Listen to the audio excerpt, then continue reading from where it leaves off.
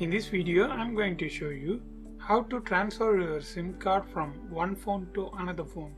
In this case, I am going to transfer my SIM card from my Android phone to my iPhone.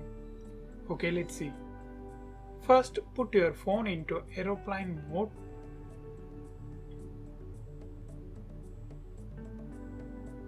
Mostly an Android phone, on the right hand side you can see the SIM slot. You just need a SIM ejector. Just insert your SIM ejector on this hole and push this. Now slowly remove this. Yeah, I want to put this SIM into my iPhone. Now on iPhone, on the latest version, you can see the SIM slot on right bottom, right here. Just put this ejector on the hole and push a little bit.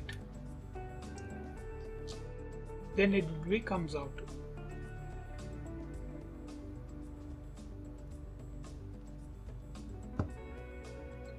Remove this. And now you can see the slope here, a little slope. Just put like this. The gold frame will be appear on the top, just like that.